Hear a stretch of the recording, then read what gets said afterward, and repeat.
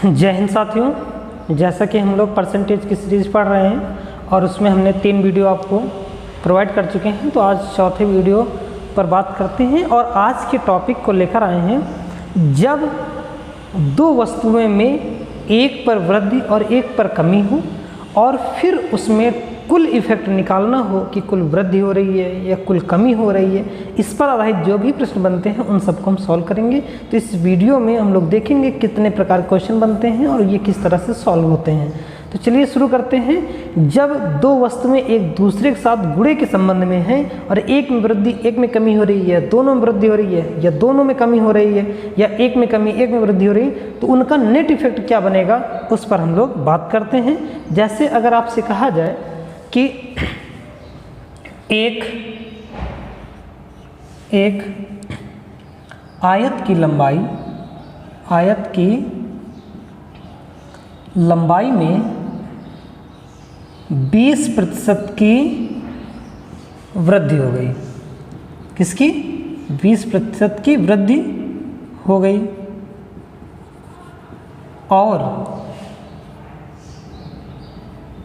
और चौड़ाई में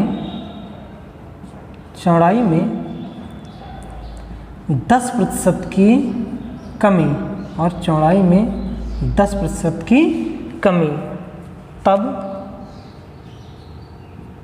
आयत के क्षेत्रफल में कितने प्रतिशत की वृद्धि या कमी होगी। जैसे ये क्वेश्चन आ गया, एक आयत की लंबाई में 20% की वृद्धि तथा चौड़ाई में 10% की कमी कर दी गई, तो बताएं आयत के क्षेत्रफल में क्या वृद्धि होगी। देखो दोस्तों, इस टाइप पर हम लोग बात करते हैं। एक आयत था, ठीक है। अब इसके लगाने के बहुत सारे तरीके हैं, जिसमें से जो आपको जो सिंपल लगे उसको देखिए। जैसे कि अगर हम पहला मेथड देखना चाहें, उन्होंने कहा आयत की लंबाई, तो अगर हम लंबाई को, प्रारंभिक लंबाई को 100 मान लें, कितना? 100%, तो नई लंबाई दोस्तों कितनी हो जाएगी? तो आप कहोगे नई लंबाई 120% हो जाएगी, ठीक है। और अगर हम प्रारंभिक चौड़ाई की बात करें, किसकी? प्रारंभिक चौड़ाई की बात करें, तो प्रारंभिक चौड़ाई भी अगर हम दोस्तों 100 मान लें, तो नई चौड़ाई कितनी हो जाएगी? तो आप कहोगे इसमें 10% की कमी हुई है, तो ये हो जाएगा 90%। तो ये बताओ, प्रारंभिक क्षेत्रफल निकाल सकते हो। अब ध्यान रखना कि क्षेत्रफल क्या होता है? भुजा गुणे भुजा। हमेशा क्षेत्रफल क्या होगा? भुजा गुणे भुजा होगा। फिर चाहे वो जिस तरीके से आएगा उसको अलग अलग हम सॉल्व करेंगे। तो यहाँ पर अगर देखें तो ये कितना क्षेत्रफल हो गया? आपने कहा 10,000। जरा इसमें बताओ कितना क्षेत्रफल हो गया? तो ये जो नया क्षेत्रफल आया वो कितना आ गया? तो आप कहोगे 0 12 108, यानी यहाँ पर ये आया था प्रारंभिक क्षेत्रफल 10,000, यहाँ पर आया है 10,800। तो आप बताएं क्षेत्रफल में वृद्धि कितनी हुई? क्षेत्रफल में वृद्धि, तो आपने कहा कि जो क्षेत्रफल में वृद्धि है वो 800 की वृद्धि हुई है। कितने की? 800 की, ठीक है। अब अगर कह दिया जाए कि वृद्धि का प्रतिशत, किसका? वृद्धि का प्रतिशत, ठीक है। तो ये वृद्धि का प्रतिशत कितना हो जाएगा? कहोगे 800 बटे प्रारंभिक क्षेत्रफल कितना है? 10,000 गुणे 100, आगे कितना गया? 8%, ठीक है। तो ये आपका आंसर हो गया। इस तरीके से हम सॉल्व कर लेंगे। क्या है कि सिंपल तरीका है, प्रारंभिक लंबाई 100 तो नई लंबाई 120 हो जाएगी, प्रारंभिक चौड़ाई 100 तो नई चौड़ाई 90 हो गई, प्रारंभिक क्षेत्रफल इन दोनों का गुणनफल हो गया, नया क्षेत्रफल इसका 10,800 आ गया, क्षेत्रफल में वृद्धि 800 हुई, क्षेत्रफल में वृद्धि का प्रतिशत 8% हो गया। अगर आप इसको नहीं लगाना चाहते तो आप ऐसे भी सॉल्व कर सकते थे कि देखो यहाँ पर दोस्तों 20% है, इसको भिन्न बनाना चाहो तो 1/5 आ जाएगा, और बटे वाला ही क्या होता है? प्रारंभिक होता है। अब यहाँ पर 10% था तो इसको भिन्न बनाओगे 1/10 हो जाएगा, ठीक है। यहाँ पर कमी हो रही, यहाँ पर वृद्धि हो रही, तो यहाँ पर भी देखो प्रारंभिक और नई लंबाई के साथ देखें तो आप ये कह सकते हो प्रारंभिक लंबाई 5 है तो नई लंबाई कितनी हो जाएगी? 6। प्रारंभिक चौड़ाई 10 है तो नई चौड़ाई कितनी हो जाएगी, आप कहोगे 9। अब देखो प्रारंभिक अगर क्षेत्रफलों की बात करें तो यहाँ पर कितना आ गया, ये 50 और ये कितना हो गया 54, यानी 54। कितनी वृद्धि हो रही, 4 की। अब वृद्धि में प्रतिशत पूछे तो 50 से भाग कर दीजिएगा, गुणे 100। तो ये हो गया क्षेत्रफल में वृद्धि, क्षेत्रफल में वृद्धि। ठीक है, तो ये आपको कितना हो जाएगा 8%। अगर आप ये भी नहीं बनाना चाहते हो तो एक तीसरा तरीका है, आप उससे डायरेक्ट सॉल्व कर लो कि कभी भी अगर हम लोग वृद्धि या कमी करें तो पूरे सौदे में हुआ नेट इफेक्ट या जितना भी बनेगा उसके लिए हम फार्मूला लगा देते हैं x plus Y plus X Y बटे 100। ये सिंपल सा है, सीधा वैल्यू रखिएगा। ध्यान रखिएगा प्लस लेंगे वृद्धि के लिए और माइनस लेंगे कमी के लिए। ठीक है, जैसे इस सवाल में आपसे कहा गया कि 20% की वृद्धि होगी तो 20 हमने प्लस में ले लिया, 10% की कमी 10 माइनस में ले लिया, प्लस 20 गुणे माइनस का 10 बटे 100। तो ये दोस्तों कितना हो जाएगा 10 माइनस 200 बटे 100, यानी 10 माइनस 2 बराबर 8%, यानी 8% की क्या हो गई वृद्धि। तो आप चाहो तो जो भी आपको तरीका अच्छा लगे उससे लगा सकते हो। तो आयत की लंबाई में 20% की वृद्धि हो गई और चौड़ाई में 10% कमी हो गई, तब आयत के क्षेत्रफल में कितने प्रतिशत की वृद्धि या कमी होगी। तो आप चाहे ये फार्मूला लगा लीजिए, चाहे भिन्न बना के सॉल्व कर सकते हो। तो आई होप आपको समझ में आया होगा। इसी टाइप के कुछ और क्वेश्चन करते हैं जिनमें लैंग्वेज की प्रॉब्लम रहेगी और आपको लगेगा कि ये इस टाइप से नहीं बनेंगे, लेकिन फिर भी क्वेश्चन इसी टाइप से बनते हैं। और देखते हैं, जैसे अगर आपसे कहा जाए कि एक वर्ग की भुजा में 20% की वृद्धि हो गई, वृद्धि हो गई। ठीक है, एक वर्ग की भुजा में 20% की वृद्धि हो गई तो क्षेत्रफल में कितने प्रतिशत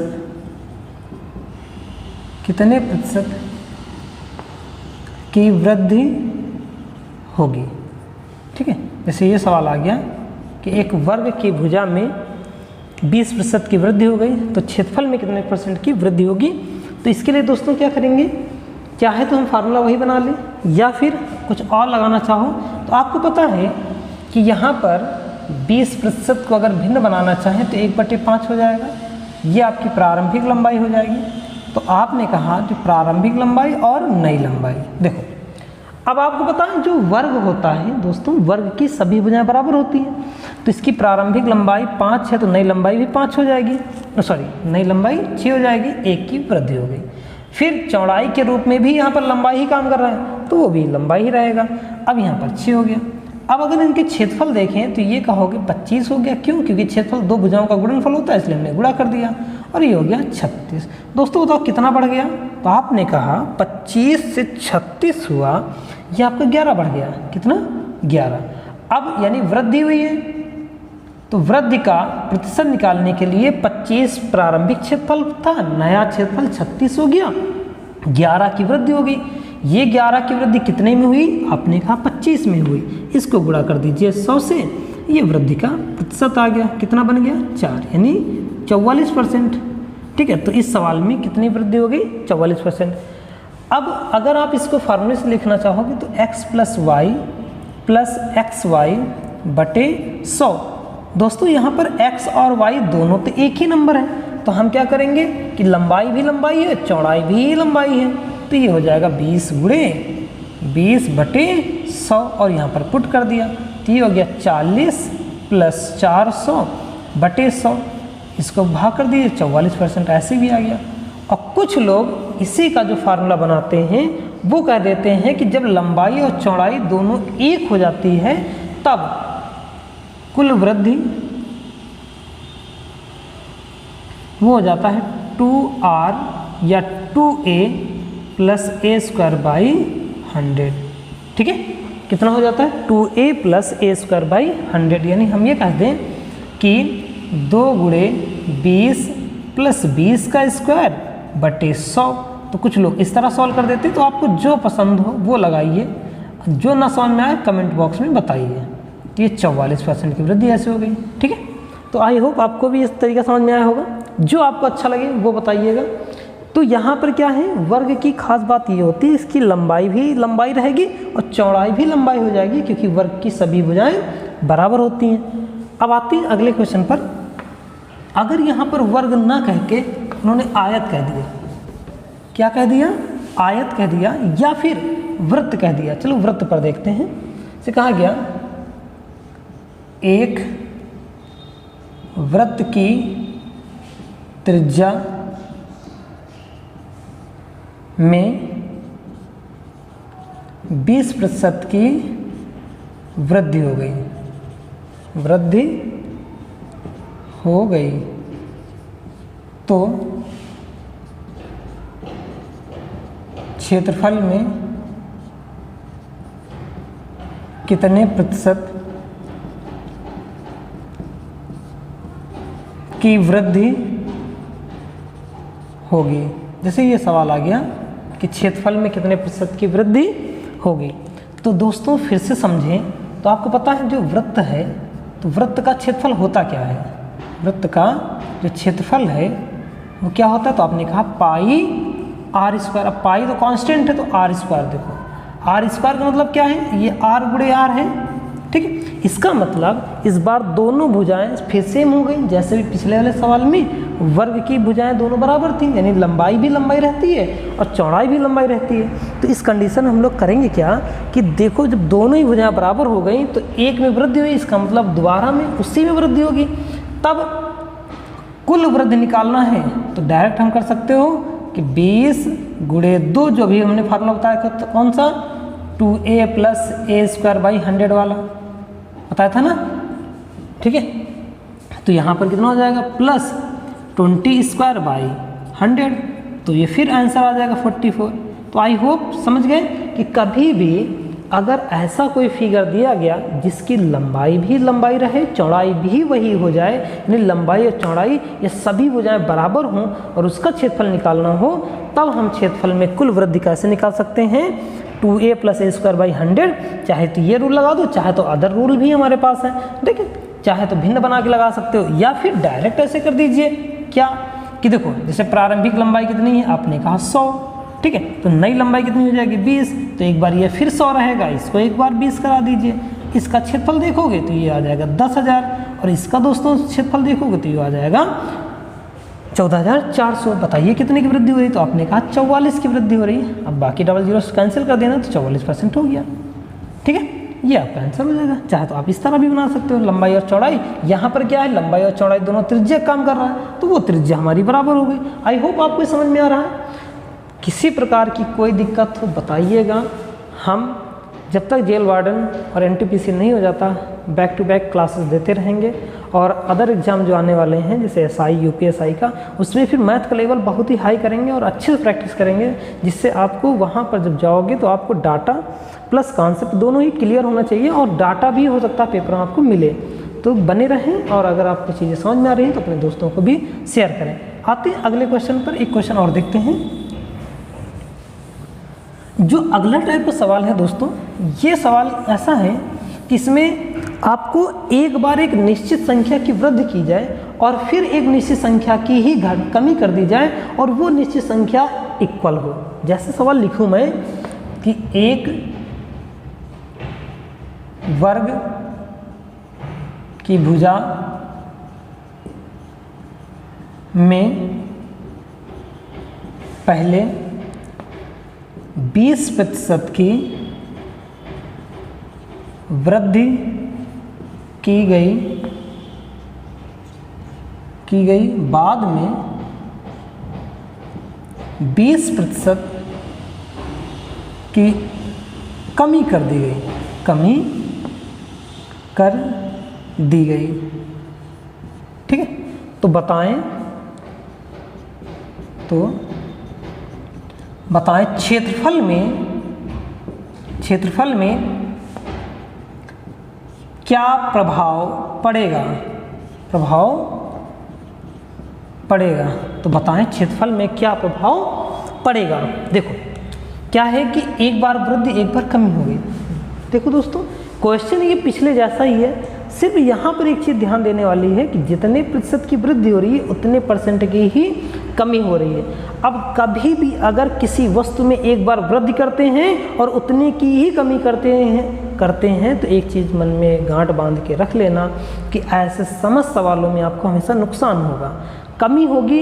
और ये कमी कैसे होगी, पहले हम फार्मूले से देख लेते हैं, फिर डायरेक्ट फार्मूला बता देते हैं। तो क्या है कि अगर एक निश्चित संख्या से किसी वस्तु में वृद्धि की जा रही है और फिर वृद्धि करने के बाद उतनी निश्चित संख्या से कमी की जा रही है तो ऐसे सवालों में कमी होगी। उल्टा भी हो जाएगा, अगर हम कह दें कि किसी वस्तु में पहले 20% की कमी की जा रही है, बाद में उसी वस्तु को 20% बढ़ाया जा रहा है, उस कंडीशन में भी हमें कमी ही महसूस होगी, कमी ही प्राप्त होगी, इसके अलावा कुछ नहीं प्राप्त होगा। ठीक है, देखो जैसे आपसे कहा गया कि मान लेते हैं कि प्रारंभिक लंबाई जो है वो 100 है। ठीक है, आपने कहा इसकी नई लंबाई कितनी हो गई 120। ठीक है, फिर उन्होंने कहा कि 20% की कमी हो गई। अब देखो अगर हम दूसरा देखें, इसकी भी प्रारंभिक लंबाई 100 मान लेते हैं तो इसकी नई लंबाई 80 हो जाएगी। अब देखो क्षेत्रफल अगर निकालें तो ये तो क्षेत्रफल इसका 10,000 हो जाएगा। ठीक है, और इसका क्षेत्रफल देखें तो 12×8 = 96 यानी 9,600 हो जाएगा। अब देखो कितने की कमी हो रही है, तो आपने कहा 400 की कमी हो रही है। अगर यही यानी पहली बात तो दोस्तों आपने देख लिया ना कि क्या हो रहा है, 10,000 क्षेत्रफल बदल कर 9,600 क्षेत्रफल ही बचा, यानी 400 की कमी हो गई। अब ये 400 की कमी परसेंटेज में कितनी होगी, तो आप कहोगे कि कमी का प्रतिशत बराबर 400 बटे प्रारंभिक क्षेत्रफल कितना है, आपने कहा 10,000 गुणे हमें चाहिए परसेंटेज 100% कर देंगे, ये आपका आ गया 4%। ठीक है, तो ऐसे सवालों में जब आपका कमी और वृद्धि या कमी के डाटा इक्वल हो, मान बराबर हो, तो ऐसे सवालों में हमेशा कमी होगी पहली बात तो, और ये कमी हमेशा a² / 100 यानी जितना आपकी कमी या वृद्धि दी गई है उसी का स्क्वायर कर दो बटे 100 कर दो, यही आपका परसेंटेज हो जाएगा। देखो जैसे यहाँ पर कितना है 20 का स्क्वायर बटे हमने 100 कर दिया, कितना आ गया 400 बटे 100, कितना 4% की कमी। ओके, आई होप आपको इस चीज़ समझ में आई होगी। तो आप चाहे ये याद रखो, चाहे इस तरह सॉल्व कर सकते हो, किसी तरीके से आप मैथ को सॉल्व करो। और कोई भी चीज़ नहीं समझ में आ रही तो मैं बार बार कह रहा हूँ कि आप चीज़ों को कमेंट बॉक्स में लिख के बताएं। अगर आपको चीज़ें समझ में आ रही हैं तो अपने दोस्तों को भी शेयर करें। चलिए एक क्वेश्चन और देखते हैं।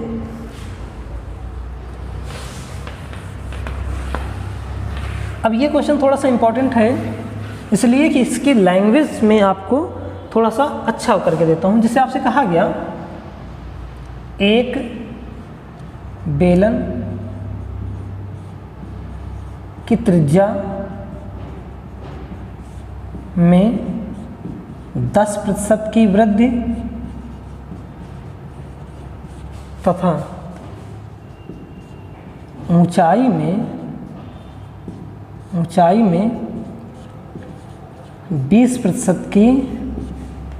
20% की वृद्धि कर दी गई तो बेलन का आयतन में क्या प्रभाव पड़ेगा। ठीक है, जैसे अब ये सवाल है कि एक बेलन की त्रिज्या में 10% की वृद्धि तथा उसकी ऊंचाई में 20% की वृद्धि कर दी गई तो बेलन के आयतन में कितने % का इफेक्ट पड़ेगा, वृद्धि होगी, कमी होगी या जो भी होगा देखेंगे।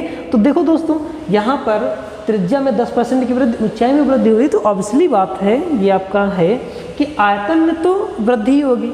अब आयतन क्या होता है, अगर ध्यान से समझो तो आयतन क्या होता है, हमेशा 3 भुजाओं का गुणनफल होता है। अगर हम बेलन की ही आयतन की बात करें तो आप कहोगे कि बेलन का जो आयतन होता है वो कितना होता है, तो आपने कहा बेलन का आयतन पाई आर स्क्वायर एच होता है। तो देखो अगर ध्यान से देखें तो ये जो आर स्क्वायर एच है, पाई अगर हम अभी इग्नोर कर दें तो ये आर गुणे एच है कि नहीं है। तो हमेशा आयतन जो होता है 3 भुजाओं का गुणनफल होता है। अब हमने आर में कितने परसेंट की वृद्धि की है, तो आपने कहा 10% की, तो इस वाले आर में भी 10% की वृद्धि हो जाएगी और ऊंचाई में 20% की वृद्धि हो जाएगी। तो अब आयतन में तो 3 चीज़ें आ रही हैं, तो हम इसको 3 तरीके से सॉल्व कर सकते हैं या 3 मेथड आपके हैं। अब यहाँ से देखो कि 3 आपके पास क्या है, भुजाएं हैं, इनमें वृद्धि हो रही है। तो आयतन में वृद्धि के लिए देखो एक ये कर सकते हैं कि हम मान लें कि प्रारंभिक लंबाई कितनी, प्रारंभिक लंबाई हमारी कितनी है, 100 है। तो नई लंबाई कितनी हो जाएगी, 110। यानी हमने ये मान लिया कि प्रारंभिक लंबाई या त्रिज्या जो है वो 100 थी, तो अब नई कितनी हो जाएगी, 110। फिर दूसरी भी त्रिज्या ही है, यानी इसको हम चौड़ाई रूप ले रहे हैं यहाँ पर। अगर ये 100 है तो ये भी कितनी हो गई, 110।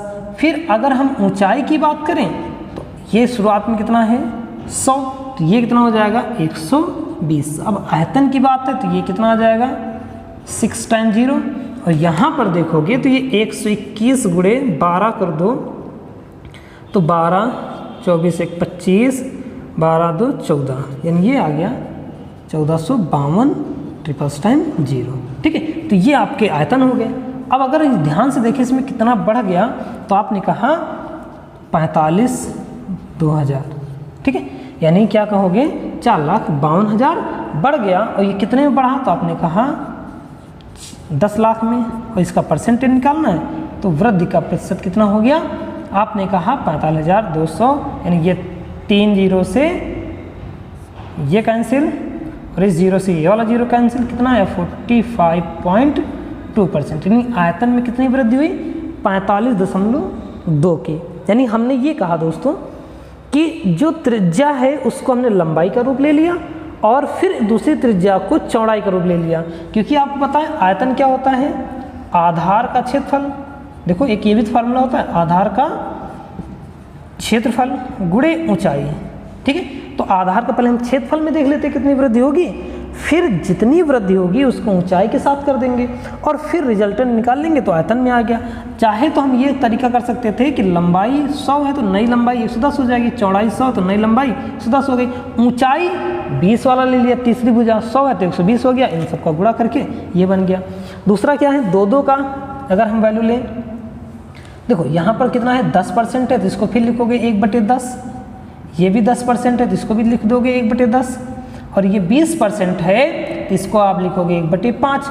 फिर वही आ गया 10 10 5 या 11 11 6, फिर गुणा करना पड़ेगा तो ये कितना हो जाएगा 500, और ये कितना हो जाएगा 121 गुणे 6, तो 6 2 और ये आपका आ गया 7 726। ये कितना ज़्यादा हो गया, तो आपने कहा 226। कितना ज़्यादा हो गया 226। कितने में, आपने कहा जो प्रारंभिक आयतन है वो 500 था गुणे 100।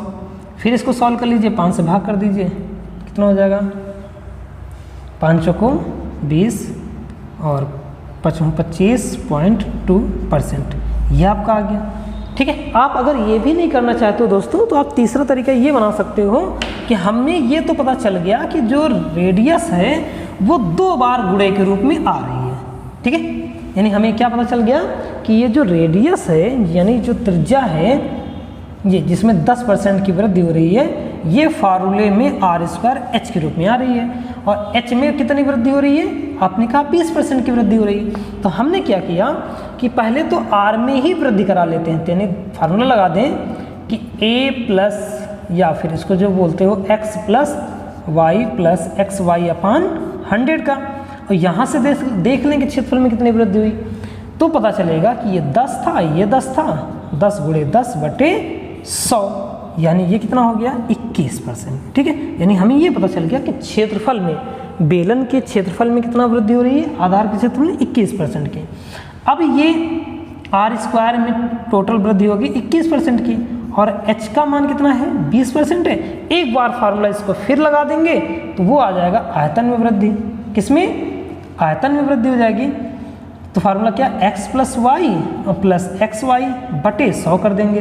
ठीक है, तो यहाँ पर x का मान कितना है 21 और y का मान 20 हो जाएगा, यानी हमने r को यहाँ ले लिया, प्लस 20 गुणे 21 बटे 100, सॉल्व करोगे ये कितना हो जाएगा 41, प्लस ये हो जाएगा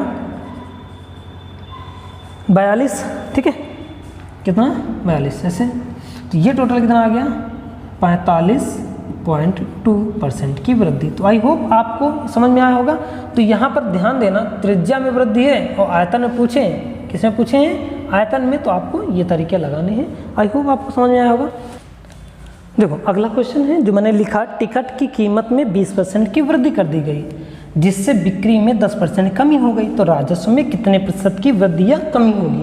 अब एक चीज़ समझो कि यहाँ पर क्या है, जो राजस्व है, ठीक है, राजस्व वो डिपेंड किस पर करेगा, वो करेगा टिकटों की संख्या, टिकटों की संख्या में और एक टिकट के मूल्य में, यही होगा ना, एक टिकट के मूल्य में।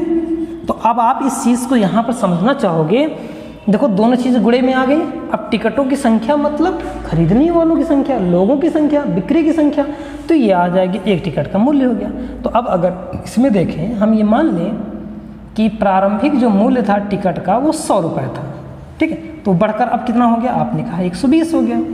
अब आने वाले लोगों की संख्या पहले मान लो 100 थी, तो अब कितने की कमी हो गई 10% की, तो अब कितने आ रहे हैं 90। तो पहले आपके पास राजस्व कितना आ रहा था, तो आपने कहा 10,000 आ रहा। अब जरा बताओ राजस्व कितना आ रहा है, तो आपने कहा अब राजस्व 10,800 आ रहा। इसका मतलब राजस्व में 800 रुपये की वृद्धि हुई।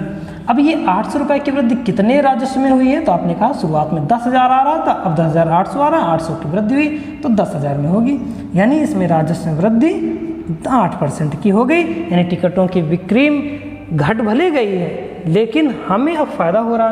आप चाहे तो ऐसे ही सॉल्व कर सकते थे, x + y + xy/100 के फार्मूले से, तो 20% की वृद्धि होगी, हमने प्लस का 20 कर दिया, 10% कमी माइनस का 10 कर दिया, ठीक, -20 गुणे 10/100, ठीक।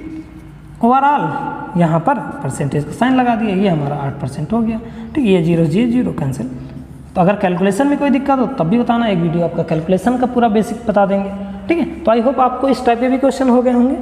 अब आते हैं एक अगले टाइप के सवाल जो भी आपके पेपर में इम्पॉर्टेंट है, इम्पॉर्टेंट रोल अदा करते हैं, पूछे जाते हैं, ठीक है। इसी में जैसे अगर आपसे कहा गया A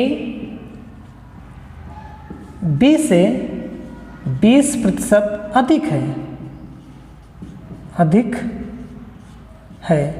ठीक, B C से 20%, B C से 20% कम है, तो A C से कितने प्रतिशत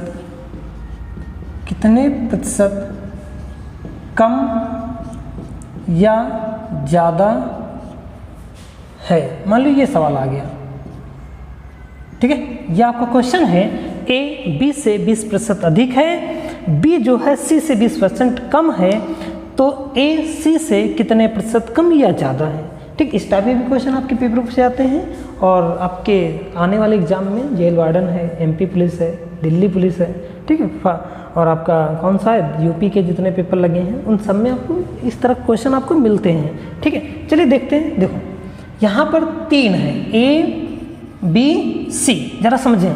पहला पॉइंट उठाओ, उन्होंने कहा जो A है वो B से 20% अधिक है, किससे 20, जिससे कहेंगे पहले उसको हम 100 ले लेंगे, तो अगर B 100 है तो A क्या है 120 है, ठीक है।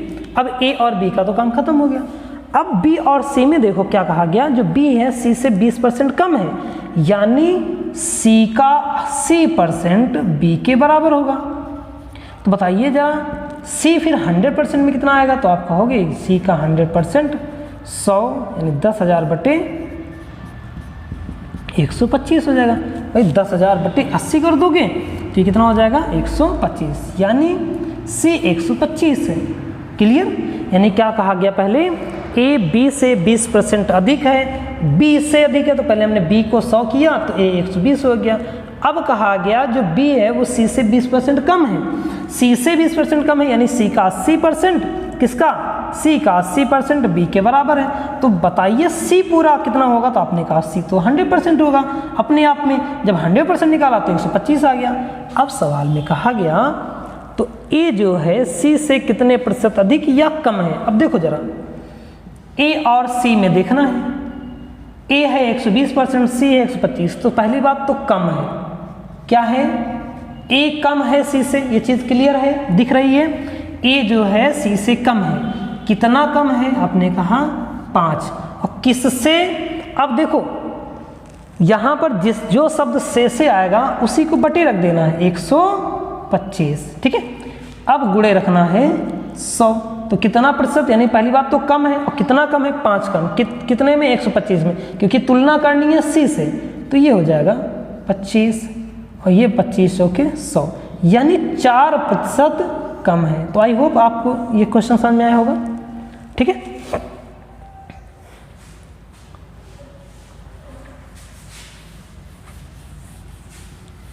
अब यदि सी को 800 अंक प्राप्त हैं, अंक मिले, तो ए को कितने अंक प्राप्त होंगे, ठीक है। तब सी को 800 अंक मिले तो ए को कितने अंक प्राप्त होंगे, देखते हैं इसको फिर से वही कि ए बी सी। सबसे पहले क्या कहा गया, ए को बी से 20% कम अंक मिले, ए को बी से 20% कम अंक मिले, किससे, बी से, तो अगर बी 100% है ए तो 80% हो जाएगा, ठीक है। 20% अंक कम मिले इसका मतलब ए 80% हो जाएगा। फिर कहा गया बी जो है सी से 20% कम अंक पाता है, सी से 20% कम पाता है, यानी 80% बी के 100% के बराबर हैं, तो सी का 100% कितना हो जाएगा, तो कहोगे 10,000 बटे 80, ठीक है। अब इसको फिर सॉल्व करोगे तो कितना आ गया, 1 to 5, तो 1 to 5%। अब कहा गया कि सी को 800 अंक मिले तो ए को कितने अंक प्राप्त होंगे। अब दोस्तों देखो यही 125% जो है सवाल में 800 के बराबर कहा गया, हमें निकालना ए को मिले अंक, ए को देखो कितने प्रतिशत अंक मिल रहे हैं, आपने कहा 80% अंक मिल रहे हैं, तो यहाँ पर 1% कितना हो जाएगा, तो ये हो जाएगा 800 बटे 1 to 5, और चाहिए मुझे ए को प्राप्त, किसको, ए को प्राप्त अंक, ठीक है। तो 80% कितना हो जाएगा, तो आपने कहा 800 गुणे 80 बटे 1 to 5। अब एक चीज़ ध्यान दो, देखो ये 5 है, 0 मतलब 5, तो ये 2 रहेगा, यहाँ पर 2 5 है यानी 25 हो जाएगा, 25 5 125 पूरा पूरा कैंसिल, और यहाँ पर 4 बाकी रहेगा, ठीक है। तो ये हो गया 8 गुणे 4 गुणे 8 गुणे 2, यानी ये है 16, ये है 32, तो 32 गुणे 16। अब देखो 32 गुणे 16 है 256, 256 का 2 गुना कर देना, 256 का 2 टाइम्स कितना बन जाएगा, 2 1 5, यानी 512। ए को कितने अंक मिलेंगे, 512। आई होप आपको इस चीज़ समझ में आई होगी। तो अगले वीडियो में परसेंटेज का जितना भी बाकी आपका रहेगा मैं उस पूरे को करा दूंगा। तो जब तक के लिए जय हिंद।